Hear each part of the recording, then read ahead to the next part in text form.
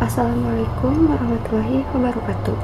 Perkenalkan, nama saya Rizka Permata Putri dari kelas manajemen 22A dengan nomor NPM 22411043. Di sini saya akan membawakan materi 2, yaitu tentang data, populasi, sampel, dan penyajian data atau tabel dan diagram. Yang pertama, pengertian data. Data adalah sekumpulan keterangan ataupun fakta yang dibuat dengan kata-kata, kalimat, simbol, angka, dan lainnya. Data di sini didapatkan melalui sebuah proses pencarian dan juga pengamatan yang tepat berdasarkan sumber-sumber tertentu. Adapun pengertian lain dari data, yaitu sebagai suatu kumpulan keterangan atau deskripsi dasar yang berasal dari objek ataupun kejadian, di mana dalam kumpulan keterangan tersebut diperoleh dari hasil pengamatan yang selanjutnya diolah menjadi bentuk lain yang lebih kompleks, baik berupa informasi, database, dan lainnya. Manfaat dan fungsi data. Yang pertama, sebagai suatu acuan kegiatan. Manfaat dan juga fungsi data yang pertama yaitu sebagai salah satu acuan kegiatan. Hal tersebut berarti dengan adanya data dapat digunakan sebagai acuan ataupun tolak ukur untuk membuat sebuah kegiatan tertentu. Yang kedua, sebagai dasar perencanaan.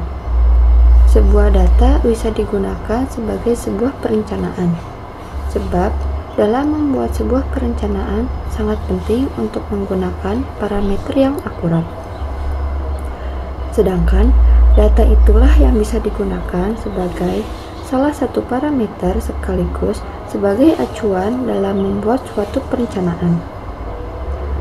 Tidak hanya itu saja, data juga bisa digunakan sebagai bahan perkiraan keadaan atau situasi di waktu yang akan datang. Dengan melihat data tersebut, maka suatu perencanaan akan lebih matang dan terarah. 3. Dasar untuk membuat keputusan. Sebuah data bisa bermanfaat untuk membuat suatu keputusan. Dari adanya data yang ada, kita bisa membuat keputusan terbaik pada suatu permasalahan yang ada. Dengan begitu, kita akan dengan lebih mudah menentukan keputusan berdasarkan data yang bisa dipertanggungjawabkan. Yang keempat, sebagai bahan untuk evaluasi.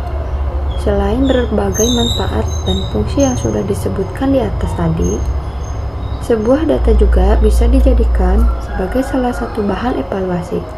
Misalnya saja, dalam sebuah lembaga ataupun organisasi tertentu, pastinya akan membuat evaluasi dalam rangka meningkatkan kualitasnya. Jenis-jenis data dan contohnya. Yang pertama, data menurut skala pengukuran. Interval selain memiliki sifat data original, juga memiliki sifat interval antar observasi dinyatakan dalam unit pengukuran yang tetap. Contohnya, temperatur. Yang kedua, data menurut sifatnya, yaitu terbagi menjadi dua. Yang pertama, kualitatif. Data kualitatif adalah data yang lebih berupa deskriptif, yaitu sebuah data yang tidak berbentuk angka. Biasanya, data tersebut dibuat dengan menggunakan simbol, gambar, ataupun bentuk verbal lainnya. Jenis data yang satu ini bisa didapatkan melalui isian kuesioner, observasi, studi literatur, wawancara, dan lain sebagainya. Tidak heran jika jenis data ini bersifat objektif. Kedua, kuantitatif.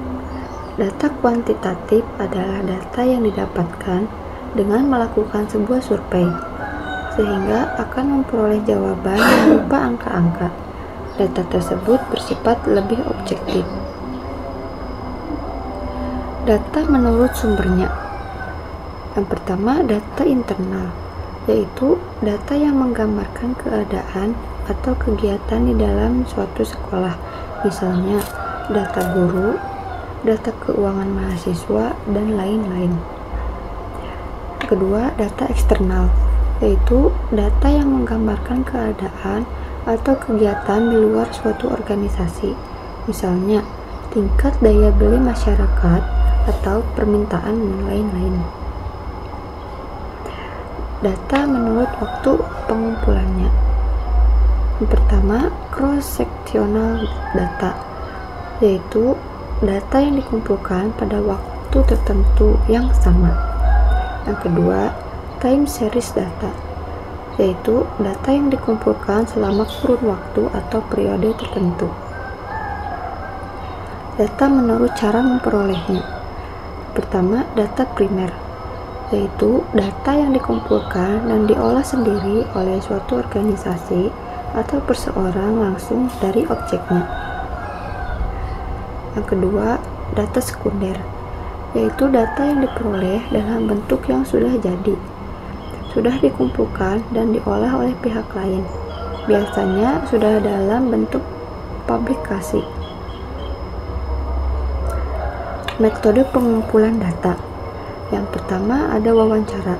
Wawancara adalah salah satu teknik pengumpulan data yang dilakukan dengan cara tatap muka dan mengajukan pertanyaan, dan juga jawaban secara langsung dengan pembicara dan peneliti. Yang kedua ada pengamatan.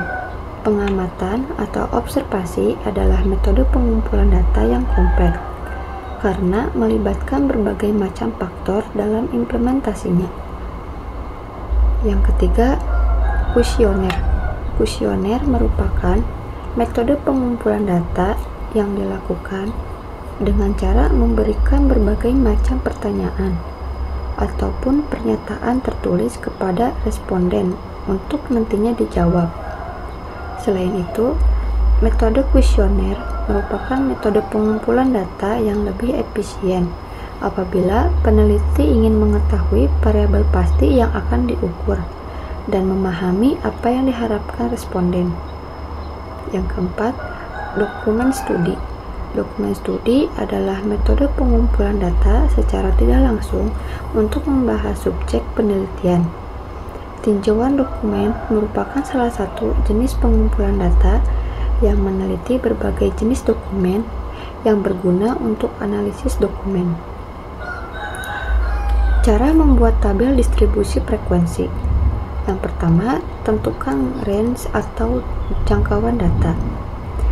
Rumusnya yaitu R sama dengan nilai tertinggi dikurang nilai terendah atau data mentah. Yang kedua, tentukan banyak kelas. Rumusnya yaitu rumus Torges K sama dengan 1 ditambah 3.3 log N. Yang ketiga, tentukan lebar kelas. Rumusnya yaitu C sama dengan R tambah K. N sama dengan jumlah angka yang ada dalam data. Yang keempat, tentukan limit bawah kelas pertama dan kemudian batas bawah kelasnya. Yang kelima, tambah batas kelas pertama dengan lebar kelas untuk memperoleh batas atas kelas. Yang keenam, tentukan limit atas kelas. Yang ketujuh, tentukan nilai tengah kelas. Dan yang kedelapan, tentukan frekuensi.